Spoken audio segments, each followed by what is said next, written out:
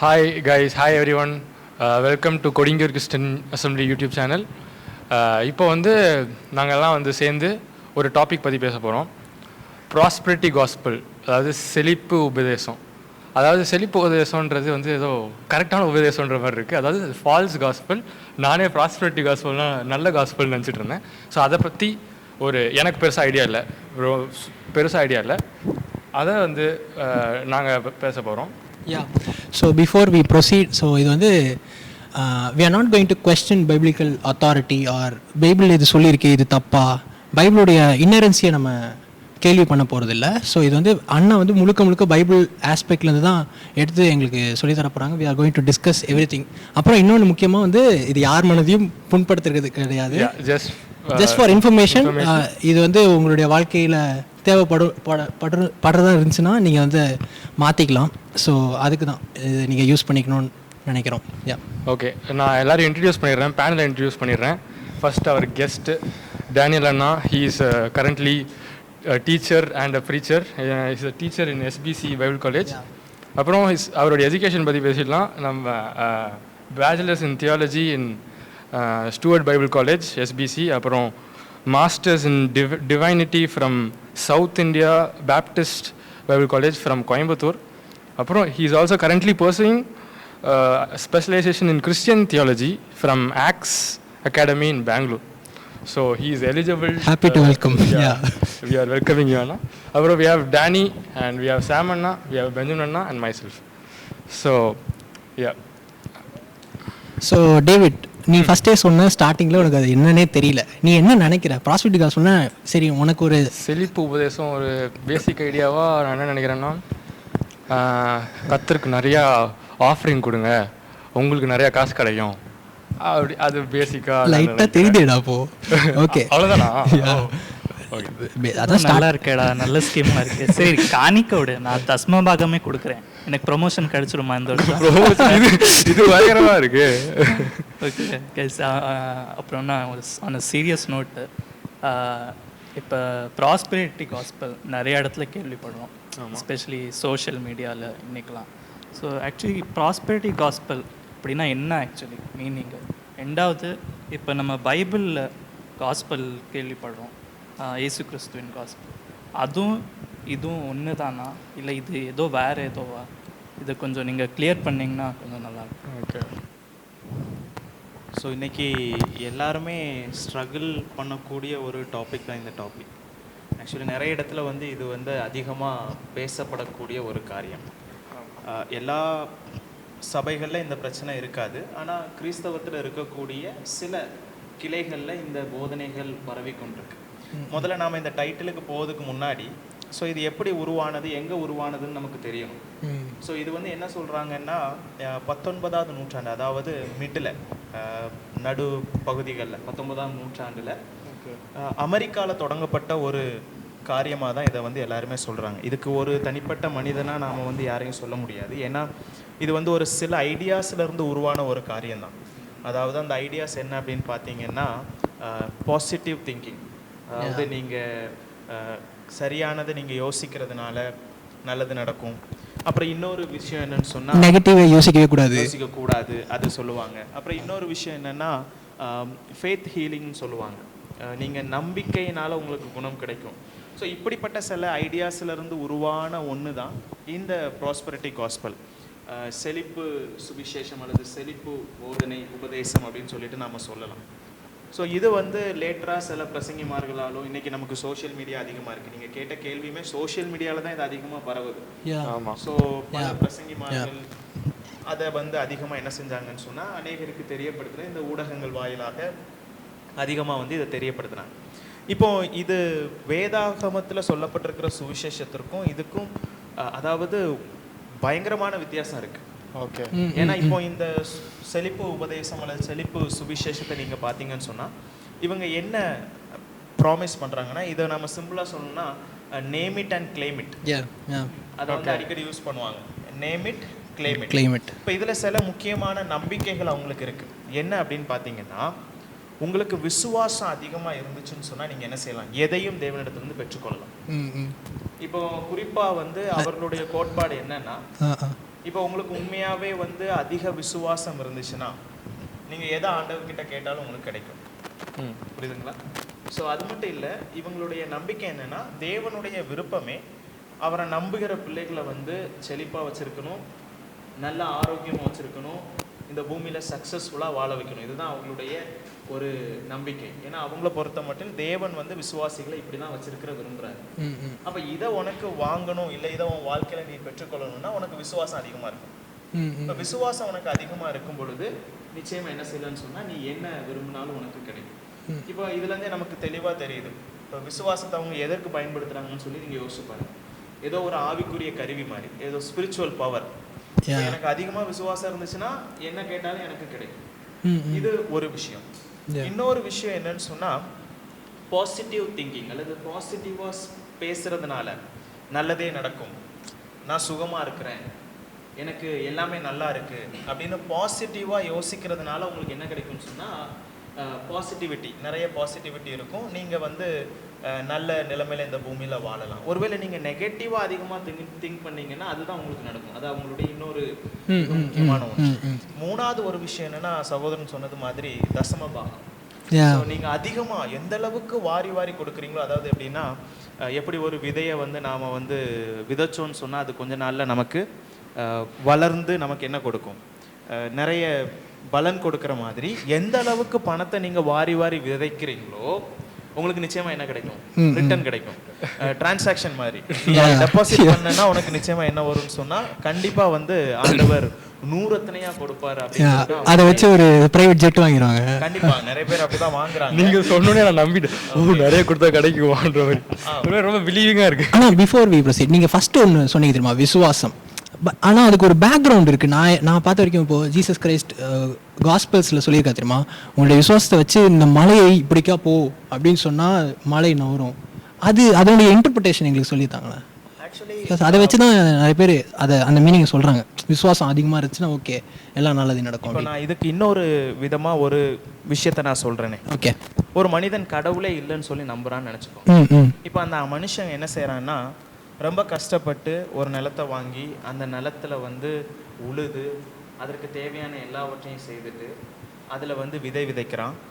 அதில் வந்து அவன் பட்ட பிரயாசத்தெல்லாம் கடவுள் பார்த்துட்டு இருக்கிறான். ஆனால் அவன் கடவுள் இல்லைன்னு சொல்கிறான்.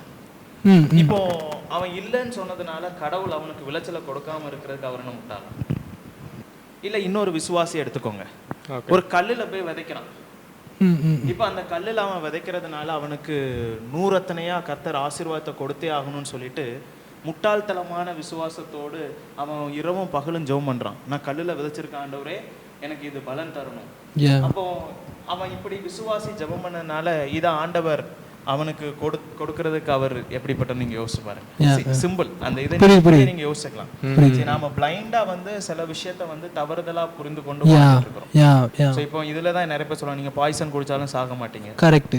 ஸோ இது எல்லாமே எப்படிப்பட்ட ஒரு இதுன்னு நீங்க யோசிச்சு பாருங்க. கர்த்தர் வந்து அவர் நீதி உள்ள நியாயாதிபதி. அவர் வந்து காரியங்களை சரியா செய்வார். ஒருத்தன் கடவுள் இல்லைன்னு சொல்றதுனால அவனுக்கு அவன் செய்த காரியம் சரியா இருந்தும் அதை செய்யாம போறதுக்கு அவர் அநீதி உள்ளவரும் கிடையாது. அவர் நல்ல தேவனா இருக்கிறதுனால, விசுவாசிகளுடைய தகப்பனா இருக்கிறதுனால, விசுவாசிகள் முட்டாள்தனமா எதை வேணாலும் செஞ்சாலும் ஆண்டவர் கொடுக்கறதுக்கு அவர் வந்து நாம யூஸ் பண்ணக்கூடாது. அவர் வந்து சரி அவுட் ஆஃப் மைண்டு கிடையாது. அது ஓகேங்களா? ஸோ இதே இந்த டீச்சிங்ல நான் 3 விஷயங்கள் சொன்னேன். இன்னொரு முக்கியமான ஒரு விஷயம் இருக்கு. இவங்க என்ன செய்வாங்கன்னா, சபைகளில் ஏழை எளியவர்கள் இருப்பாங்கல்ல, ரொம்ப கஷ்டப்படுறவங்க இருப்பாங்க. இவங்களெல்லாம் என்ன எப்படி பார்ப்பாங்க தெரியுமா? நீ கஷ்டப்படுறதுக்கு காரணமே உனக்கு விசுவாசம் இல்லைன்னா உன்னுடைய வாழ்க்கையில வந்து ஏதோ மறைமுகமான பாவம் இருக்கு. இதை நீங்க கவனிச்சு பார்த்தீங்கன்னா தெரியும். இவங்க சர்ச்சில் இருக்கிறவங்க சிலர் வந்து உயர்ந்துட்டே இருப்பாங்க, அவங்க மேலே வேற விதமான அபிப்பிராயம் இருக்கும். ஆனால் எளிமையாக இருக்கிறவங்க மேலே என்ன சொல்லுவாங்கன்னு சொன்னால், ஏதோ நீ மறைமுகமான பாவம் செஞ்சிருக்க, அதனால தான் உன்னுடைய வாழ்க்கையில அது. சரி, பட் அது ஒரு விதத்துல உண்மை தானே இல்லையா? லைக் இப்போ ஒருத்தனுடைய வாழ்க்கையில பாவம் இருந்துச்சுன்னா கண்டிப்பா அவனுக்கு ஆசீர்வாதம் கிடையாது தானே? உண்மைதான். நாம தேவனுக்கு பிரியமில்லாமல் வாழும் பொழுது சில நேரத்துல தேவன் அவர்களை ஆசீர்வதிக்க மாட்டார். இப்ப நீங்க இப்படி ஒரு கேள்வி நீங்க கேட்கறதுனால உலகத்துல இருக்கிற மனிதர்களை யோசிச்சு பாருங்க. அநேக விசுவாசிகளை காட்டிலும் அவிசுவாசிகள், பாவம் செய்கிறவர்கள் செழிப்பாக இருக்கிறார்கள். அப்ப அந்த செழிப்பை நீங்க எப்படி யோசிக்கிறீங்க? அவங்கெல்லாம் விசுவாசம் கொடுத்தாருன்னு சொல்ல முடியுமா? அவங்கெல்லாம் விசுவாசத்தோடு இருக்க மாட்டாங்க. ஆனாலும் அவங்க வந்துட்டு ரொம்ப ரிச்சாக இருப்பாங்க. ஸோ நம்ம வந்துட்டு ரெண்டுத்தையும் வந்து ஜாயின் பண்ணி பேச முடியாது. கண்டிப்பா. ஏன்னா நீங்க அப்படி யோசிக்க கூடாது. அப்போ இதுல நீங்க எப்படி நீங்க எடுத்துக்கணும்னு சொன்னா, ஒரு மனிதனை தேவன் ஆசீர்வதிக்கிறதும் ஆசீர்வதிக்காததும் அவருடைய அனாதி தீர்மானத்தை பொறுத்து, அவருடைய திட்டத்தை பொறுத்து. ஆண்டவர் தான் அவனுக்கு வேலை செய்யறதுக்கு பலனை கொடுத்துருக்கிறாரு. அவன் தான் உழைக்கிறான். அந்த கையின் பிரயாசங்களை சாப்பிட்றதற்கும் ஆண்டவர் தான் என்ன செய்யணும், உதவி செய்யறாரு. இப்ப எல்லா நேரத்திலையுமே ஆண்டவர் எல்லாரையும் ஆசீர்வதிக்கணும்னு கட்டாயமும் கிடையாது. ஏன்னா நாம வந்து என்னுடைய விசுவாசத்தை வச்சு கர்த்தரை கண்ட்ரோல் பண்ணக்கூடாது. ஏன்னா டிமாண்ட், இவங்க பண்றது எப்படி இருக்குன்னா டிமாண்ட் பண்றது, கடவுள் கையில இருந்து பறித்து புடுங்குவது. அந்த மாதிரி நான் என்ன நினைக்கிறேனோ, என்னுடைய விருப்பம் என்னவோ அது கண்டிப்பா எனக்கு நடந்தே தீரணும். அது எந்த விதத்துலயானாலும் நான் என்ன செய்வேன், என் விசுவாசத்தை ஒரு கருவியா வச்சு நான் எடுத்துருவேன் அப்படின்னு சொல்றேன். ஸோ இதுதான் இவங்களுடைய மெயின் 4 பிலீஃப். இப்போ இதை நீங்க அப்படியே கான்ட்ராஸ்ட் பண்ணி பாருங்களேன், உண்மையான சுவிசேஷம். இப்போ இந்த இவ்வளவு நேரம் நம்ம பார்த்த இந்த மெயின் பிலீஃப்ஸோடைய ஃபோக்கஸ், அந்த மெசேஜினுடைய அந்த முழுமையான ஆழமான அர்த்தம், அப்புறம் லட்சியம் எல்லாமே வேற. இப்போ உண்மையான சுவிசேஷம் என்ன அப்படின்னு பார்த்தீங்கன்னா, இயேசுவே நமக்கு வழியும் சத்தியமும் ஜீவனமா இருக்கிறார் அப்படின்னு சொல்லி வேதாகமம் நமக்கு யோவான்ல சொல்லியிருக்கு. இப்போ அது ஒரு பக்கம் இருக்குது. அப்போ தேவன் எப்படி இந்த வழியை நமக்கு கொடுக்குறாருன்னு சொன்னா, அவருடைய குமாரன் மூலமாக மனிதர்கள் பாவம் செய்து கீழ்ப்படியாமையினாலே மரண தண்டனைக்கு உட்பட்ட பொழுது, பாவத்தினாலே அவர்கள் விழுந்து போனதுனாலே அவர்களுக்கு அவர் உருவாக்கின வழிதான் இந்த சுவிசேஷம். நல்ல செய்தி. என்ன செய்தின்னு சொன்னா, அவருடைய அடக்கம் பண்ணதுனாலும் உயிர்த்தெழுதலினாலும் அவர் மீது விசுவாசம் வைக்கும்போது நமக்கு என்ன உண்டாகுன்னு சொன்னா, நித்திய ஜீவன் கிடைக்கிறது. மனிதன் ஒரு முறை இந்த பூமியில பிறக்கிறான்னு சொன்னா நிச்சயமா அவன் என்ன செய்வான், ஒரு நாள் மரணம் அடைகிறது உறுதி. ஆனா அவன் மரணம் அடைந்த பிற்பாடு அவனுக்கு 2ஆம் மரணமும் உண்டு. தேவனிடத்திலிருந்து நித்தியமா அவன் பிரிக்கப்படுவான். இதனுடைய சிம்பிளான ஒரு டிஃப்ரென்ஷியேஷன் என்ன அப்படின்னு பார்த்தீங்கன்னா, ஒன்று வந்து இந்த ப்ராஸ்பெரிட்டி காஸ்பலுடைய அந்த ஃபோக்கஸ், அது எல்லாமே வந்து பூமிக்குரியதாக இருக்கிறத நீங்கள் பார்க்கலாம். ஆனால் நம்ம சுவிசேஷத்தை குறித்து நாம் சிந்திக்கும் பொழுது அது ஆவிக்குரிய கண்ணோட்டத்தில் இருக்குது. அது பாவ மன்னிப்பை குறித்தும் ரட்சிப்பை குறித்தும் தேவனோட ஒப்புரவாகுதலை குறித்தும் இருக்குது. ஆனால் அந்த பக்கம் நீங்கள் பார்த்தீங்கன்னா ஆஸ்தி, ஐஸ்வர்யம், இம்மைக்குரிய காரியங்களை ஃபோக்கஸ் பண்ணுறதை நீங்கள் பார்க்க முடியும். ஸோ இன்னொரு விதமாக ஒரு வார்த்தையில் சொல்லணும்னா, இந்த செழிப்பு உபதேசம் என்ன செய்யுதுன்னா, தேவனிடத்துலேருந்து நான் என்ன வாங்கலாங்கிறத பார்க்குது. ஆனால் இங்கே வந்து நீங்கள் பார்த்தீங்கன்னு சொன்னால், தேவன் எனக்கு என்ன செய்தாருங்கிறத குறிக்கிறது தான் இந்த சுவிசேஷம்.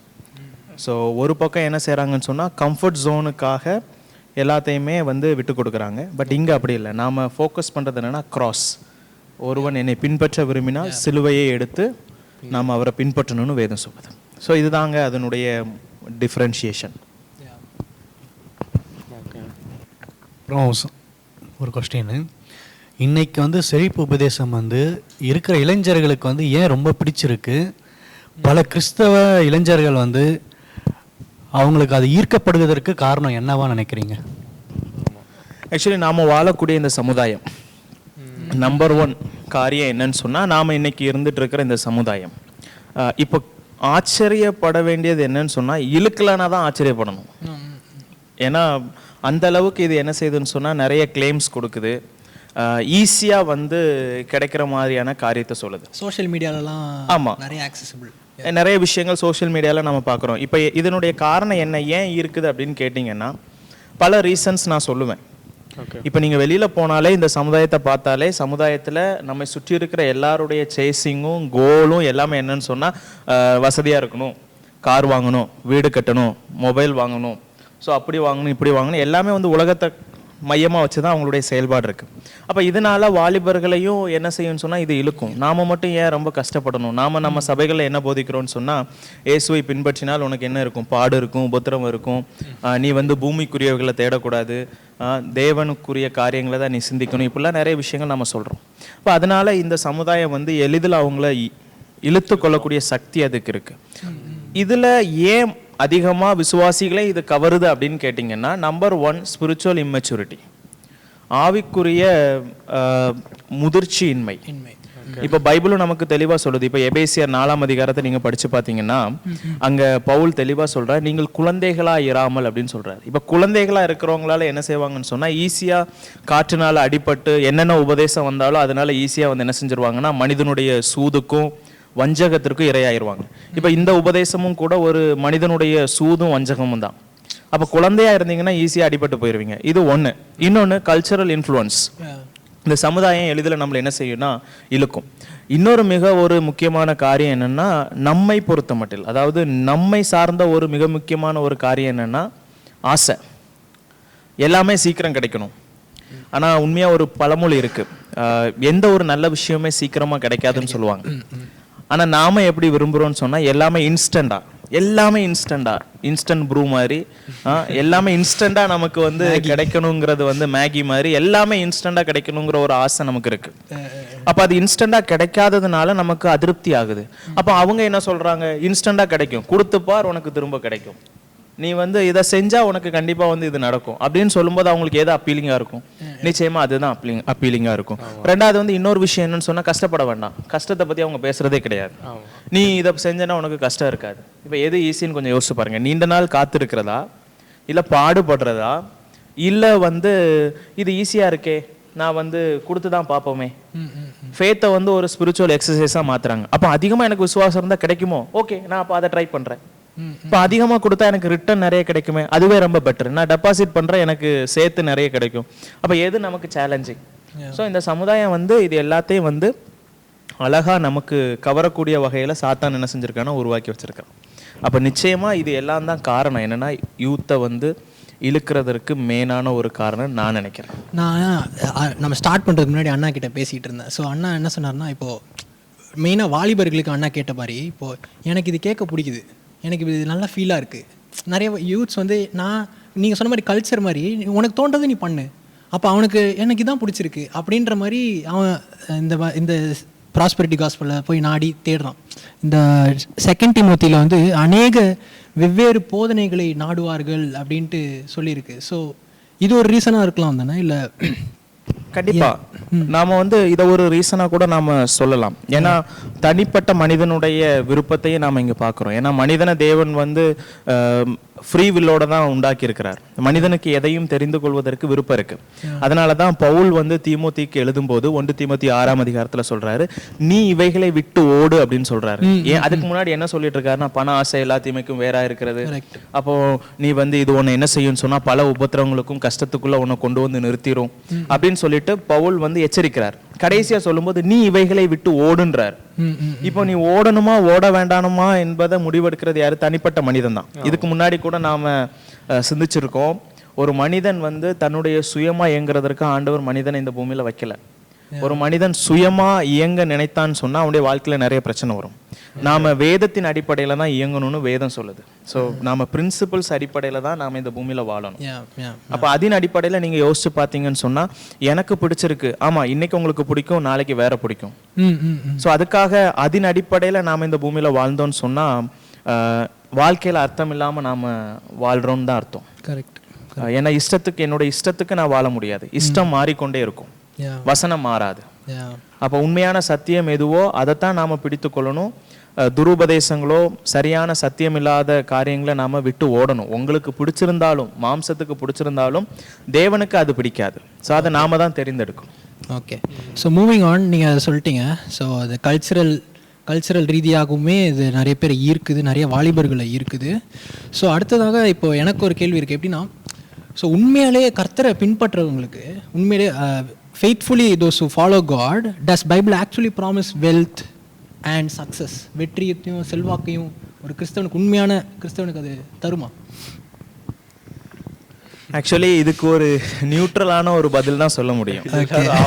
ஏன்னா நீங்க பழைய ஏற்பாடை படிச்சு பார்த்தீங்கன்னாலும் சரி, வசனங்கள் வந்து நியூட்ரலா சொல்லப்பட்டிருக்கிறத நீங்க பார்க்கலாம். அதாவது கர்த்தருக்கு உண்மையா இருக்கிறவன் பரிபூர்ண ஆசீர்வாதங்களை பெறுவான்.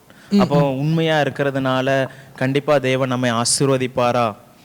கண்டிப்பா ஆசீர்வதிச்சு தானே ஆகணும். நான் அவருடைய பிள்ளையாச்சே, நான் அவருக்காகத்தானே வாழ்றேன். இந்த பூமியில் எனக்கு ஆசீர்வாதம் அவர் கண்டிப்பாக தரணுங்கிறது மனிதனுடைய விருப்பம். ஓகேங்களா? எந்த மனிதனுமே பாடுபடணும்னு சொல்லி விருப்பப்பட மாட்டான். அது மனிதனுடைய சுபாவம். நம்ம முன்னாடியே பார்த்தோம், எல்லாருக்குமே பாடு வேண்டாம் அப்படின்னு சொல்கிறதுனால தான் இந்த யங் பீப்புளுக்கு என்ன செய்யுதுன்னு சொன்னால் இந்த சத்தியம் வந்து ரொம்ப கவர்ந்து இழுக்குது.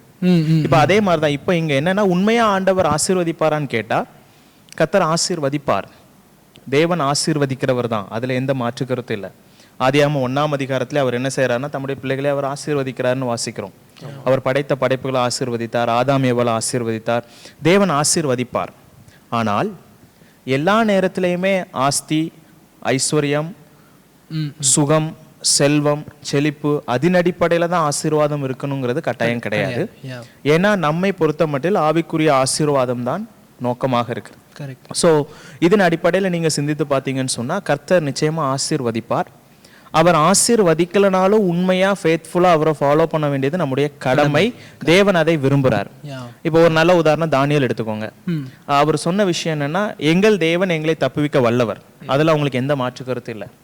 ஏன்னா அவங்க 3 வேளை ஜபிக்கிறாரு, கர்த்தருக்கு பிரியமா இருக்கிறாரு, அவரை குறித்து எந்த ஒரு நெகட்டிவான திங்ஸும் வேதத்தில் வாசிக்கல. அப்போ உத்தமமா தேவனை பின்பற்றக்கூடிய ஒரு தாசன். ஆனால் அவர் கூட என்ன சொல்றாருன்னா, கடைசி நேரத்தில் அவருடைய அந்த ஒரு இக்கட்டான நிலைமையில இப்போ அவரை வந்து தீச்சொலையில போட போறாங்க. இப்போ அவர் சொல்லக்கூடிய காரியம் என்னன்னா, தேவன் எங்களை தப்புவிக்க வல்லவர், அதில் நாங்கள் நம்புறோம். ஆனால் அவர் தப்புவிக்காமல் போனாலும் நாங்கள் என்ன செய்ய மாட்டோம், இதை செய்ய மாட்டோம். அப்போ நீங்கள் யோசிச்சு பாருங்க. அப்போ ஃபேத்ஃபுல் அப்படின்னு சொன்னா கண்டிப்பா ஆண்டவர் அவரை காப்பாத்திருக்கணும், உள்ள போடுறதற்கு விட்டுருக்கவே கூடாது. ஆனா கர்த்தர் காப்பாத்தினாரு. ஆனா இதைத்தான் நீங்க தவறா புரிஞ்சுக்கிறாங்க. எல்லா நேரத்திலையும் கர்த்தர் காப்பாத்துறாரான்னு கேட்டா இல்ல. என்ன சொல்லனா, it is not always God's will to heal someone. எல்லா நேரத்திலையும் ஒருத்தங்களை சுகம் கொடுக்கணும் அப்படிங்கிறது அவருடைய விருப்பம் கிடையாது. எல்லா நேரத்திலையும் அவங்களுக்கு செழிப்பை கொடுக்கணுங்கிறதும் அவருடைய விருப்பம் கிடையாது. வேதாகமத்தில் சிலரை வந்து ஆண்டவர் அவர்களுடைய உண்மை நிமித்தமாக உயர்த்தி வைத்ததா பார்க்குறோம். தானியேல் கிட்டத்தட்ட அநேக ராஜாக்களுடைய காலங்களில் வாழ்ந்தாரு. ஆண்டவர் அவரை உயர்த்தினார். புரியுதுங்களா? சிலரால நம்ம பார்க்கும்போது பாடுபட்ட ஆண்டவருக்காக மரித்தார்கள். இப்ப யோபு எடுத்துக்கோங்க, உத்தமமும் உண்மையும் உள்ளவன் அவர். அவர் உத்தமன் அப்படின்னு சொல்லி அவருக்கு பேர் கொடுக்கும். பவுலை பாருங்க, ஆண்டவருக்கு உண்மையா இருந்தவர். இப்ப இவங்க எல்லாருடைய வாழ்க்கை எடுத்து பாருங்க. பாடுகள் இருந்துச்சா? இருந்துச்சு. கஷ்டங்கள் இருந்துச்சா? இருந்துச்சு. இப்போ இதன் அடிப்படையில் அப்போ பாடு இல்லைன்னா தான் அவங்க உண்மையா இருந்தாங்கன்னு சொல்ல முடியுமா? உண்மையா இருந்தாதான் ஆண்டவர் ஆசீர்வதிப்பான்னு சொன்னா, ஆசீர்வாதம் உலக புறமான காரியங்களை பொறுத்து கிடையாது. அப்ப இதுக்கு எக்ஸாம்பிள் யாருன்னா யோபுவும் பவுலும். ஈவன் ஏசு கிறிஸ்துவ கூட எடுத்து பாருங்க. பூமியில எப்படி வாழ்ந்தாரு? ஏழ்மையா தான் வாழ்ந்தாரு. தேவனுக்கு உண்மையானவர் தானே. அவர் தன்னுடைய தகப்பனுக்கு பிரியமா இருந்தாரு. ஆனா அவர் இருந்தது என்னது? ஒரு பாடல் கூட வரும், கந்தை துணியோ கர்த்தருக்கு, ஏழ்மையின் கோலம் தெரிந்தெடுத்தார்.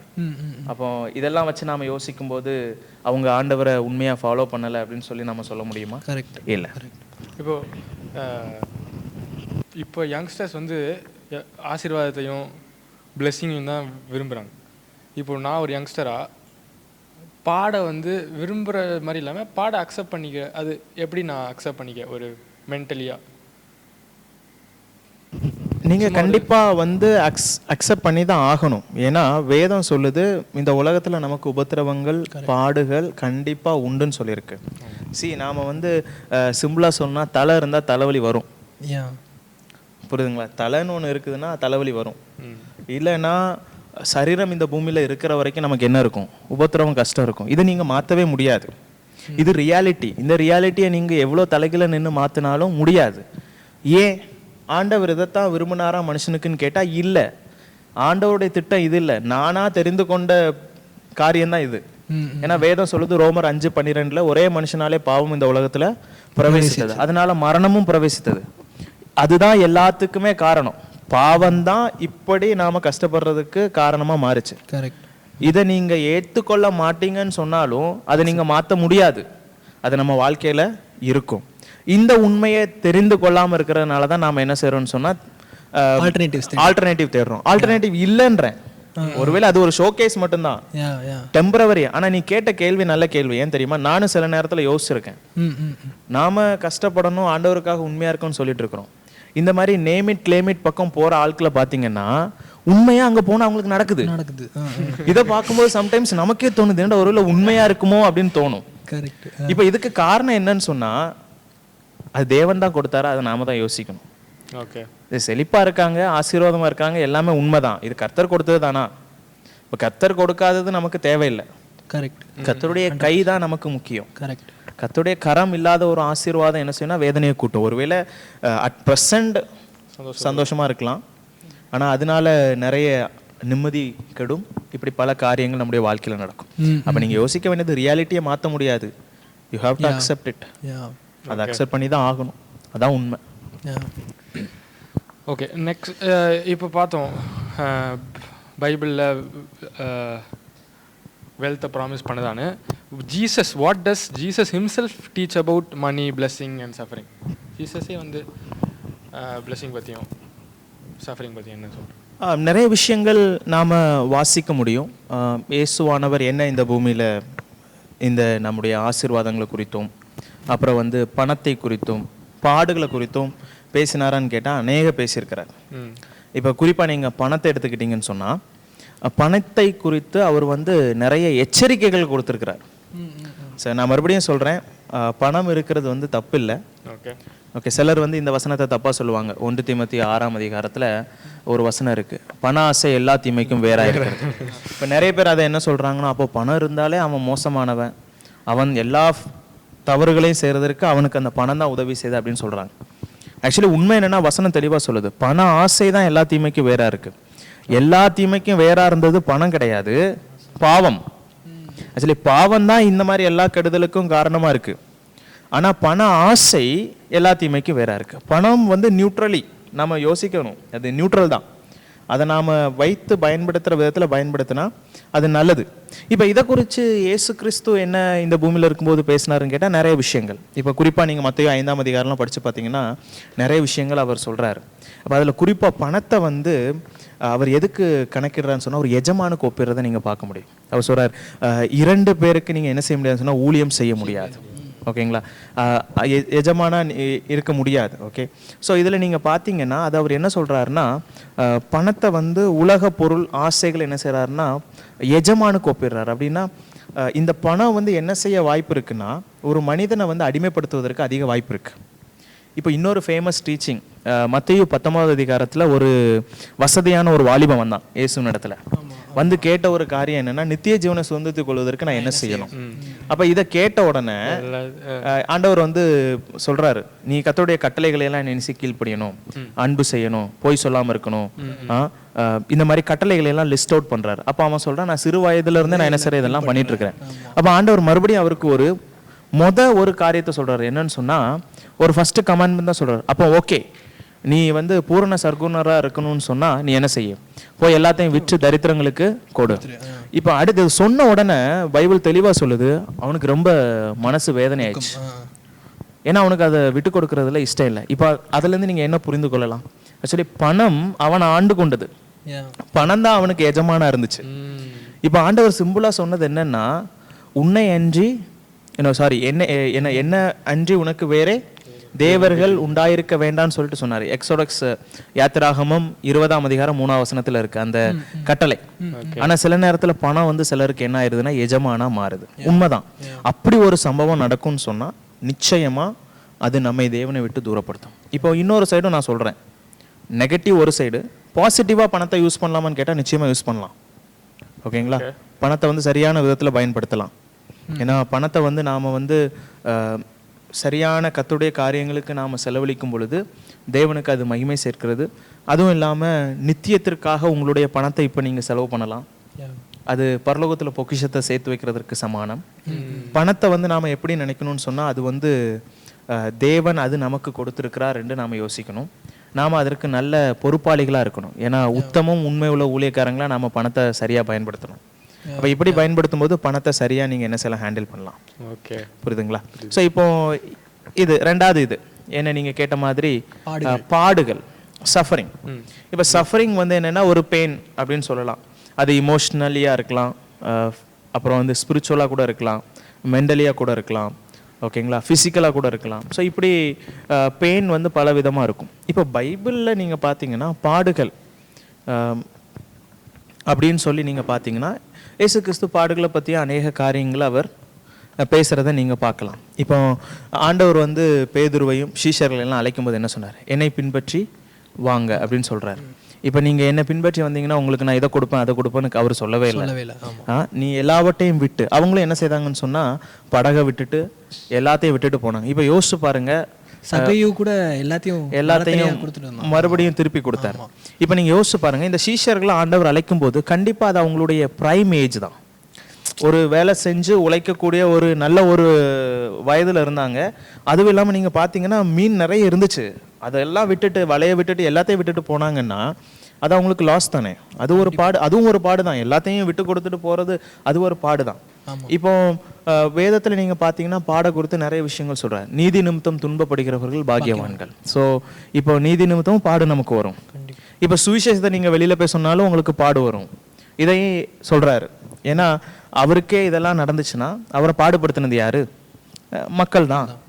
அவர் இந்த பூமிக்கு வந்ததே நோக்கமே நம்மை ரட்சிப்பதற்கு. ஆனால் அவருக்கே பல பாடுகள் இந்த மக்கள் என்ன செய்தாங்கன்னா கொடுத்தாங்க. அப்போ அவருக்கே அப்படின்னு சொன்னால் அவரை பின்பற்றுகிற நமக்கும் என்ன இருக்குன்னு சொன்னால் பாடுகள் உண்டு. அப்போ இந்த பாடுகளை நீங்கள் வந்து இயேசுவானவர் எப்படி சொல்கிறாருன்னா, இந்த பாடுகள் வந்து நம்மை பலவிதமாக உதவி செய்யும், வணையக்கூடியது. இப்போ எல்லா நேரத்துலையும் பாடுகள் வந்து தண்டனையினால தான் பாடு அப்படின்னு சொல்லி நினைக்கக்கூடாது. ஏசப்பா அப்படி டீச் பண்ணலை. இப்போ தண்டனை, அவன் ரொம்ப மோசமானவன், அவன் தப்பு செஞ்சுட்டான், அதனால தான் ஆண்டவர் அவனுக்கு தண்டனை கொடுத்துருக்கிறாருன்னு சொல்லி நிறைய பேர் நினச்சிட்டு இருக்கிறாங்க. சில நேரத்தில் பாடுகள் என்ன செய்யும்னு சொன்னால் அது ஒரு பரீட்சையாக கூட இருக்கலாம், அது ஒரு சோதனையாக இருக்கலாம். சில நேரத்தில் அது நம்மை சிட்சிக்கிறதற்காக கூட இருக்கலாம். ஏன்னா தேவன் யாரை நேசிக்கிறாங்களோ அவங்கள சிட்சிக்கிறாருன்னு சொல்கிறாரு. அவங்கள பாடுகளுக்கு உட்படுத்தி அதன் மூலமாக அவங்க என்ன செய்யணும், ஒரு நல்வழிப்படணும் அப்படிங்கிறது தேவனுடைய விருப்பம். எல்லா நேரத்துலையும் அது பனிஷ்மெண்ட்டும் கிடையாது, எல்லா நேரத்துலையும் அது விளைவும் கிடையாது, பாவத்தின் விளைவும் கிடையாது. ஒருவேளை இந்த விஷயத்தில் எதுவாக இருந்தாலும் வேதம் நமக்கு கற்றுத்தரக்கூடிய விஷயம் என்னன்னு சொன்னால் சகலமும் நன்மைக்கு எதுவாக நடக்கிறது. அப்போ இந்த பாடலை நாம் எப்படி இருக்கணும்னு சொன்னால் தேவனை நம்பி சார்ந்து இருக்கணும். அவுட்கம் ஆண்டவர் பார்த்துப்பார். ஸோ அது ரொம்ப முக்கியமான ஒரு விஷயம். இப்போ இன்னொரு மூணாவது விஷயம் இருக்குது, பிளெஸ்ஸிங்.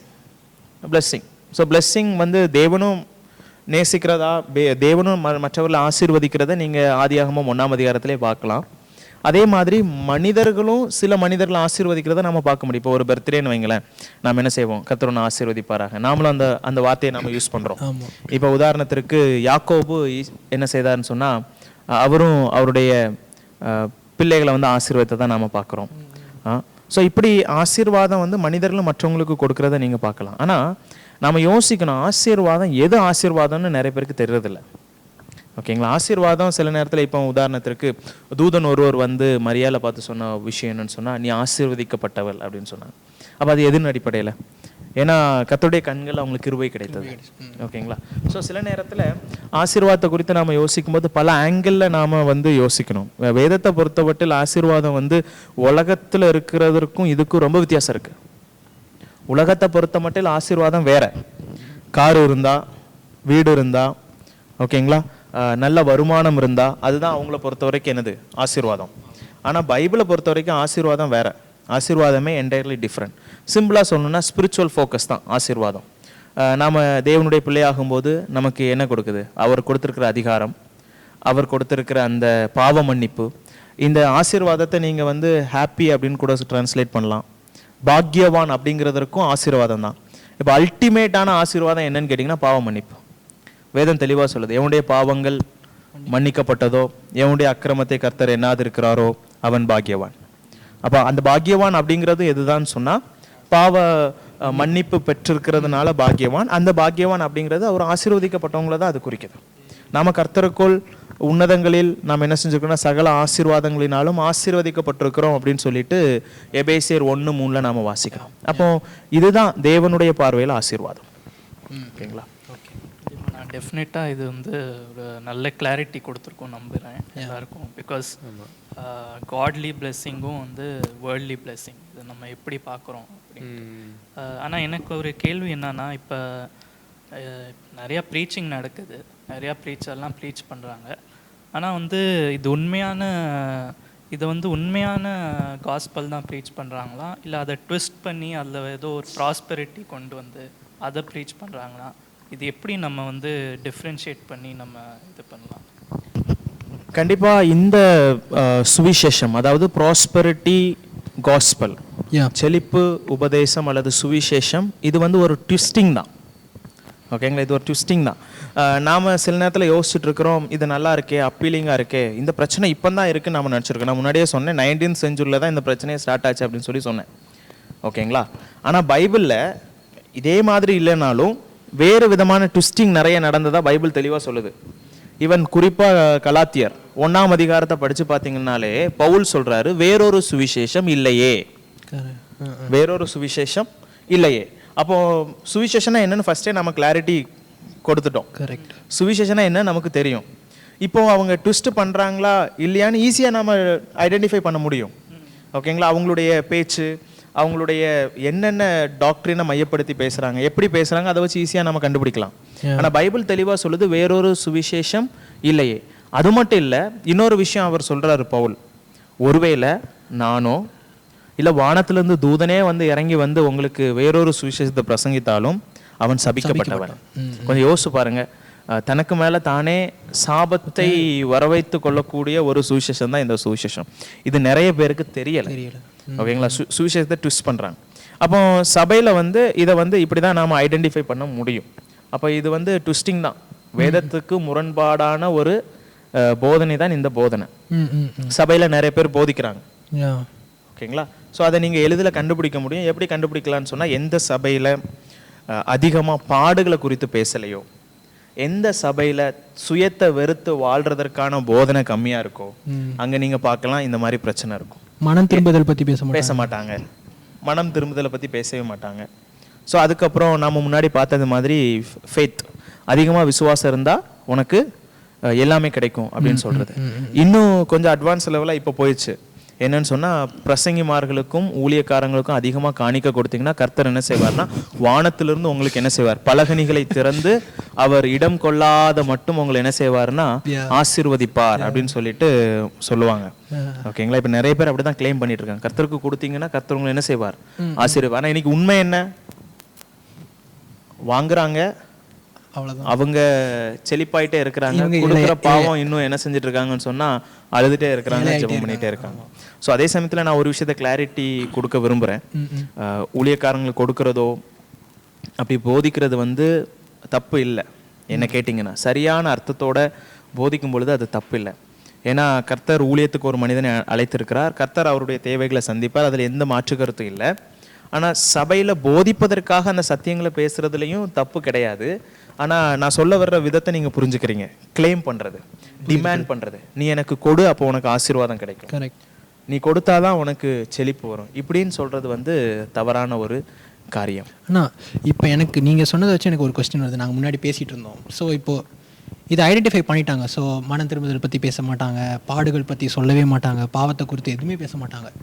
ஸோ லெட்ஸ் டேக், இப்போ அண்ணா சொல்லிட்டு இருந்தார், அவங்களுக்கு அவங்க ஒய்ஃப், அண்ணாவோட ஒய்ஃப் இப்போது ஒரு பர்டிகுலர் சர்ச்சுக்கு போயிட்டுருக்காங்க. ஓகே, அவங்க வந்து இந்த மாதிரியான பிரசங்கள்லாம் இருக்குது. ஸோ வாட் இஃப் இப்போ அவங்க அதுலேருந்து வெளியே வரணும். ஸோ லெட்ஸ் ஒரு நார்மல் ஒரு விசுவாசி அங்கே இருக்காங்க, இப்போ அந்த போதனைகள்லாம் கேட்டுட்டு இருக்காங்க, அவங்க வந்து முதல்ல அதை விட்டு வெளியே வரணுமா? இப்போ அது அவங்களுடைய தாய் சபை, கரெக்டாக, அது வர்றது ரொம்ப கஷ்டம். எங்கே அது they have to draw the line. Okay, நம்ம இங்கேருந்து வெளியே வரணும். வெளியே வரணும்னா எதெல்லாம் கன்சிடர் பண்ணி நம்ம வெளியே வரணும்? அப்புறம் அவங்க இன்னொரு சபையை தேடணும்னா என்னெல்லாம் போதனைகளை தேடணும்? I'm sure it is opposite தான். இப்போ நீங்கள் சொன்னதில் ஆப்போசிட்டாக தான் அவங்க தேடணும். இது எப்படி ப்ரொசீட் பண்ணுறது? ஆக்சுவலி ஃபர்ஸ்ட் ஆஃப் ஆல் அவங்களால அந்த தாய் சபையை விட முடியாது அப்படின்னு சொல்லும்போதே அது வந்து ஒரு இமோஷ்னல் பாண்டிங் தானே தவிர, ஸ்பிரிச்சுவலி அந்த பாண்டிங் ரைட்டான்னு கேட்டால், பிப்ளிக்கலி அது ரைட்டான்னு கேட்டால் இல்லை. பிப்ளிக்கல் பேசிஸின் படி நீங்கள் வந்து ஒரு டிசிஷன் எடுக்கணும். நம்முடைய தீர்மானம் எப்படி இருக்கணும், இப்போ அந்த சபையில் இருக்கணுமா இருக்கக்கூடாதா, சத்தியம் நிறைந்த இடம் தானா இல்லையா அப்படிங்கிறத எதன் அடிப்படையில் நம்ம முடிவெடுக்க முடியும்? Based on the word of God, கர்த்தருடைய வசனத்தின் அடிப்படையில் தான் முடிவெடுக்கணும். இப்போ கர்த்தருடைய வசனத்தின் அடிப்படையில் தான் அவங்க பேசுறது தப்புன்னு தெரியுது, ஆனாலும் அவங்களுக்கு என்ன இல்லைன்னா முடிவெடுக்கிறதுக்கு விருப்பம் இல்லை. காரணம் வந்து என்னென்னா ஒரு பாண்டு, என்ன அது வந்து வேர்ல்ட்லி பாண்டு தான் நம்ம சொல்லணும். ஓகேங்களா, ஸோ வேதம் தெளிவாக சொல்லுது, என்னை விட நீ அதிகமாக யாரையும் நேசிக்காதன்னு சொல்லுது. அது யாராக இருந்தாலும் சரிதான். எந்த ஒரு ஃபிசிக்கல் ஒரு பூமிக்குரிய நோக்கத்தோடு கூட எந்த ஒரு பாண்டிங் நமக்கு யாரு கூட இருந்தாலும் அது வந்து தேவன் ஏற்றுக்கொள்ள மாட்டார். வேதம் நமக்கு சொல்லுது ஸ்டாண்ட் ஃபார் ட்ரூத், சத்தியத்தை வாங்க அதை விற்காதேன்னு வேதம் சொல்லுது. சத்தியத்திற்காக நாம் நிற்கணும் அப்படின்னு சொல்லுது. இப்போ சத்தியத்திற்காக நாம் நிற்கணும்னா கண்டிப்பாக அது தாய் சபையாக இருந்தாலும் எந்த சபையாக இருந்தாலும் நாம் வந்து தேவனுடைய சத்தியத்திற்காக நாம் நிற்கணும். இப்போ அது நிற்கும்போது நிறைய விஷயங்கள் நாம் பாதிக்கப்பட வேண்டியது வரும், நிறைய உபத்திரவங்கள் வரும், கஷ்டங்கள் வரும். சொந்த சபையிலேருந்து நம்ம தள்ளி வைக்க வேண்டிய சூழ்நிலை வரலாம், இல்லை சபையை விட்டு அவங்களே நம்மளை துரத்தி விடலாம், இல்லை நாமே சில நேரத்தில் இவங்க மாறாமல் இருக்கிறாங்கன்னு சொன்னால் நாமளே வெளியில் போக வேண்டிய சூழ்நிலைகள் வரும். ஆனால் அதையும் நாம் அசட்டை பண்ணிட்டு நாம் அங்கேயே இருந்தோம்னு சொன்னால் ஒரு ஆவிக்குரிய முதிர்ச்சி நமக்கு வராது, ஒரு growth இருக்காது. நாம உள்ள இருப்போம், ஆனா வந்து எந்த ஒரு பிரயோஜனமும் இல்லாத வாழ்க்கை தான் வாழுவோம். இப்போ இந்த சூழ்நிலையில எப்படி நான் வந்து ஒரு சரியான ஒரு சத்தியத்திற்குள்ள உள்ள சபையை நான் கண்டுபிடிக்கணும் அப்படின்னு பார்த்தீங்கன்னா, இப்போ சிலருக்கு வந்து சில சபைகளில் இருக்கும் பொழுது சிலருக்கு சில சபைகளை பற்றி அல்லது சத்தியம் சரியாக பேசக்கூடிய சபைகளை பற்றி புரிதல் தெரியாதல் இருக்காது. ஓகேங்களா? ஆனால் இப்போ நீங்கள் பார்த்தீங்கன்னா யூடியூப்ல நிறைய செய்திகள் வருது. ஓகேங்களா? ஸோ யார் வேணாலும் பேசலாம், எந்த டினாமினேஷனில் இருக்கிற பர்சன்ஸ் வேணாலும் அவங்க பேசலாம். ஈவன் நாம கூட நம்முடைய சேனலில் என்ன செய்கிறோம்னு சொன்னால் சத்தியத்தை சத்தியமாக போதிக்கிறோம்.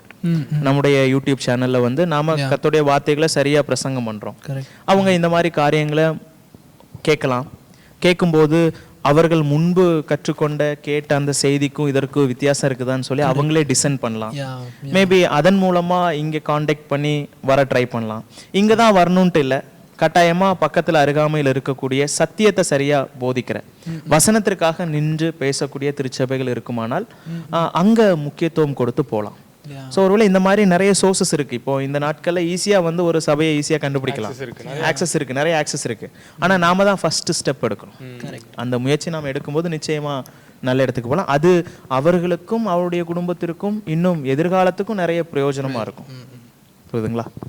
ப்ரேஃபுல் ஹார்ட்டோட நம்ம இதை கர்த்தர்கிட்ட கேட்டால் கண்டிப்பாக அவர் டோர்ஸ் ஓப்பன் பண்ணுவார். கண்டிப்பாக நிச்சயமாக நாம் ஒரு விருப்பத்தோட வாஞ்சையோட கர்த்தருடைய சமூகத்தில் நாம் முறையிடும் பொழுது கர்த்தர் எங்கேயாவது இருந்து யார் மூலமாவது நமக்கு என்ன செய்வார்னா கதவை திறப்பார். நிச்சயம். நல்ல ஒரு எக்ஸ்ப்ளனேஷன் கிடச்சிது. சரி, இப்போ இன்னொன்று என்னென்னா, இப்போ இன்னைக்கு இருக்க இளைஞர்கள் பார்த்தீங்களன்னா, இப்போ நீங்கள் சொன்ன மாதிரி எவ்வளோ சீக்கிரமாக நான் வந்துட்டு ரிச் ஆகலாம் அப்படின்னு சொல்லிட்டு உலகத்தில் ஒட்டி போகிறாங்க. ஸோ அவங்க வந்து பொருளாதாரத்தை தேடி பின்னோக்கி போகிறாங்க.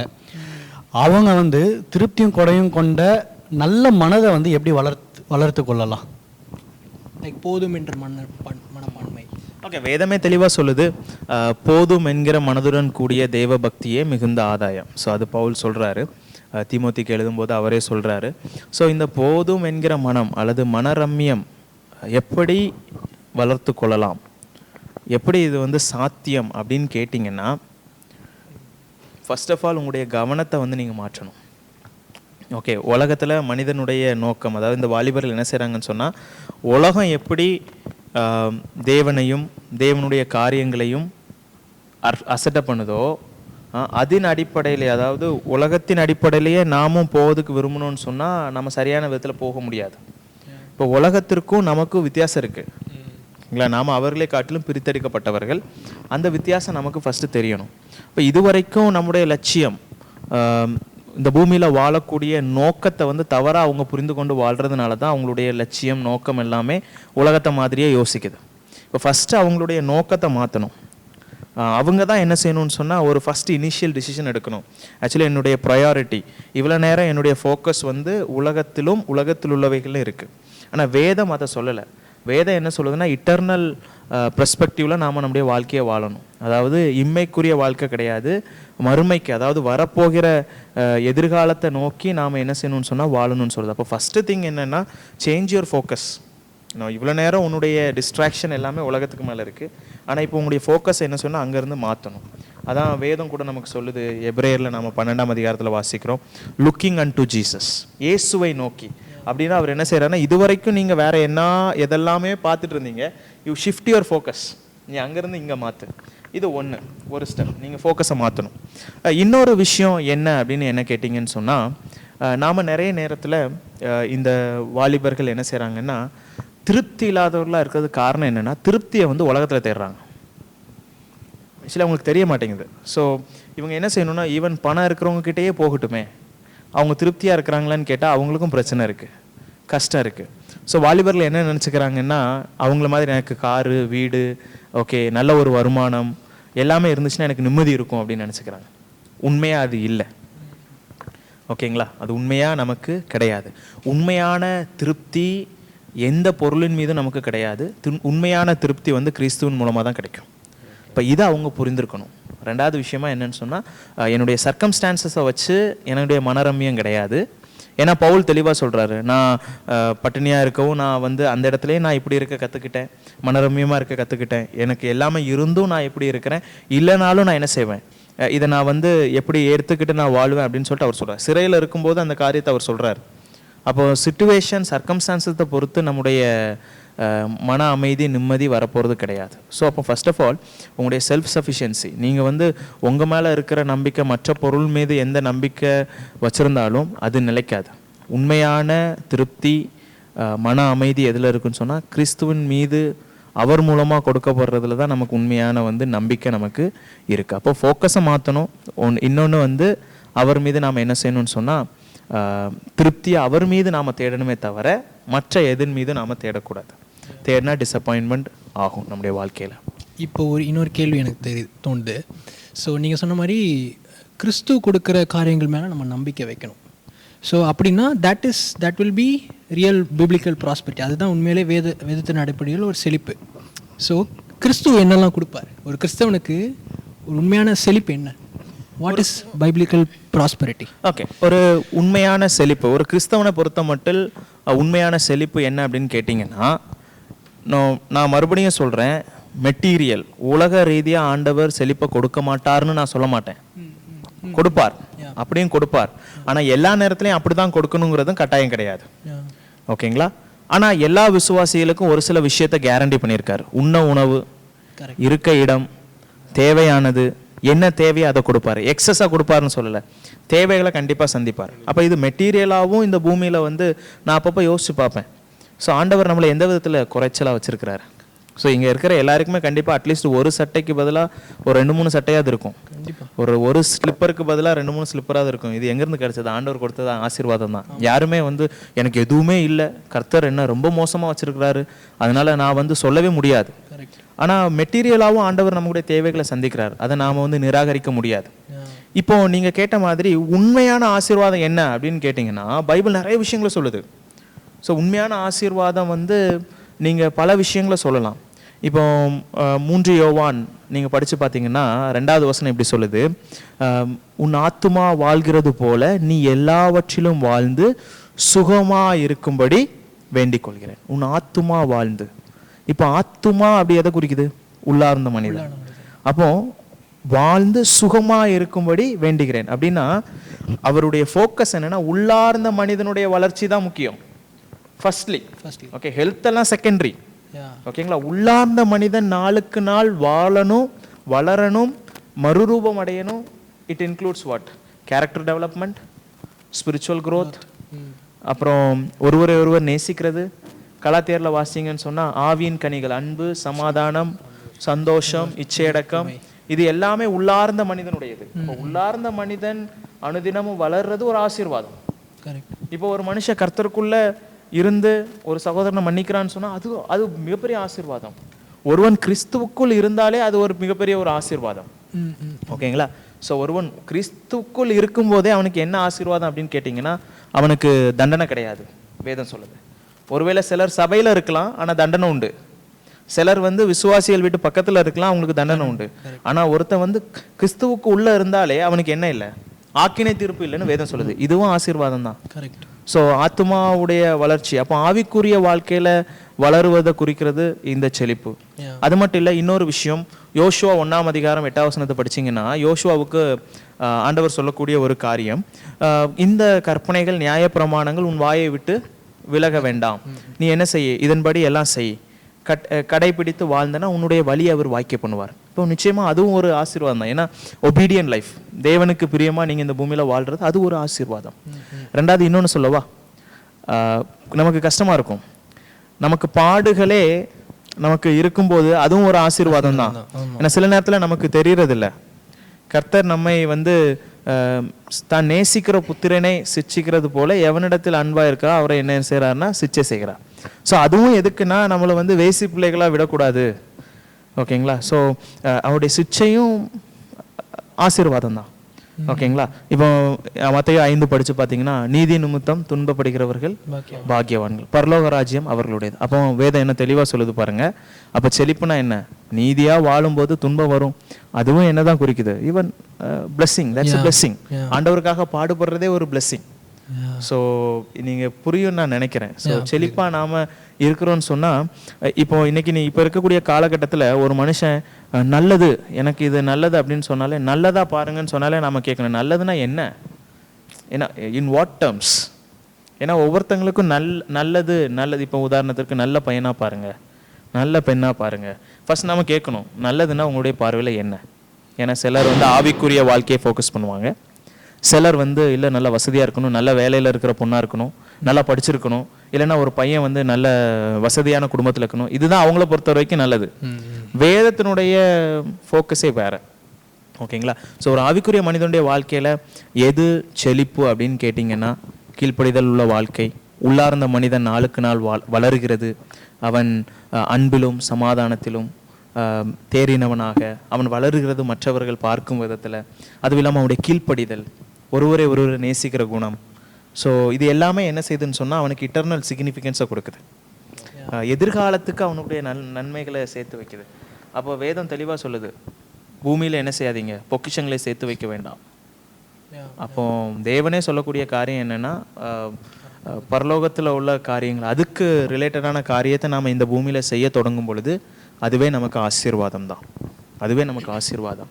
அதனால் செழிப்பு வந்து பாடுகளை பொறுத்து இருக்குது. அதே சமயத்தில் செழிப்பு வந்து உங்களுடைய ஆவிக்குரிய வளர்ச்சியை பொறுத்து இருக்குது. இதெல்லாம் கன்சிடர் பண்ணி தான் செழிப்பை நாம் என்ன செய்ய முடியும், டிஃபைன் பண்ண முடியும். லைக் முதலாவது கர்த்தருடைய ராஜ்யத்தை தேடும் பொழுது இவைகள் எல்லாம் கூட கொடுக்கப்படும். ஸோ மை நம்ம முடிக்க போகிறோம். ஸோ என்னோட ரிஃப்ளெக்ஷன் என்னென்னா, ஸோ இப்போ நம்ம பேசுனதில் வந்து எனக்கு டச்சிங்காக இருந்தது. ஸோ லெட்ஸ் டேக் ஒரு சபையிலேருந்து அவங்க வெளியே வரணும்னா சத்தியத்துக்காக நின்று தான் ஆகணும். அப்படி நிற்கிறாங்கன்னா கண்டிப்பாக அதுக்கு பாடுகள் வரும், துன்பம் வரும். சபையில் விட்டு துரத்துனாங்கன்னா கண்டிப்பாக வெளியே வந்து தான் ஆகணும். ஸோ இன் தேட் கேஸ் நீங்கள் யாராவது கொடிங்கூர் சர்ச்சுக்கு வரணும்னு நினச்சிங்கன்னா, you are always welcome, your doors R open. எங்களை காண்டாக்ட் பண்ணினா நாங்கள் பக்கத்தில் இருக்க அசம்பிளிஸை நாங்கள் ரீச் அவுட் பண்ணி உங்களுக்காக ரீச் பண்ணி கூட கொடுப்போம். That's my reflection. உங்களுக்கு ஏதாவது சொல்லணும்? நான் வந்து நம்ம இந்த உலகத்தில் இருக்க வரைக்கும் சஃபரிங் இருக்கும். ப்ராஸ்பரிட்டி யாராவது இது பண்ணால் அதுவே நம்ம ட்ரூத் இல்லைன்னு கண்டுபிடிக்கலாம். அது எனக்கு கொஞ்சம் இது வந்தது. வேறு நம்மளுக்கு கிடைச்ச லெசன் என்னென்னா, நம்மளுக்கு வந்துட்டு வெயிட் பண்ணோம்னா தேவன் கொடுக்குறது வந்து நம்மளுக்கு வந்து நிலையானதாக இருக்கும். கரெக்ட். ஸோ நம்மளுக்கு சீக்கிரம் கிடைக்கிறது வந்து நம்மளுக்கு நிலையானது அல்ல. ஸோ வெயிட் பண்ணி நம்ம வாங்கும்போது நம்மளுடைய லைஃபுக்கு வந்து அது உகந்ததாக இருக்கும். ஸோ அதை நான் புரிஞ்சுக்கிட்டேன். எனக்கு ஒரு டேக்அவே என்னன்னா, நீங்கள் சொன்ன மாதிரி யோபு வாழ்க்கையிலேருந்து, ஸோ ப்ராஸ்பெரிட்டினா நான் எப்படி புரிஞ்சுட்டேன்னா, it's not only about taking everything, getting everything, but it's also about trusting God when we don't have anything. So adu or take away I'll take. Okay, thank you Anna for being here. இது வந்து உங்க எல்லாருக்கும் நினைக்கிறோம், this is just a start. இது ஒரு ஆரம்பம் தான். நான் இன்னும் நிறையா டாபிக்ஸ் உங்களுக்கு ஏதாவது உண்மையிலே நாங்கள் டிஸ்கஸ் பண்ணோம், உங்களுக்கு ஏதாவது சந்தேகங்கள் நிறையா இருக்குது அப்படின்னு சொன்னீங்கன்னா நீங்கள் கமெண்ட்ஸில் கூட போடலாம், இல்லை எங்களை ரீச் பண்ணலாம். நாங்கள் அதை பற்றி நாங்கள் பேசுவோம். இது ஒரு ஆரம்பம் தான். இன்னும் நிறையா வேறு டாபிக்ஸ் உங்களுக்கு ஐடியா இருந்தாலும் suggest us. So thank you for வாட்சிங். நீங்கள் எங்கள் யூடியூப் சேனலில் பாருங்கள். There are different messages on the truth. அதை நீங்கள் பார்த்து உங்களுக்கு யூஸ்ஃபுல்லாக இருக்கும்னு நினைக்கிறேன். So thank you.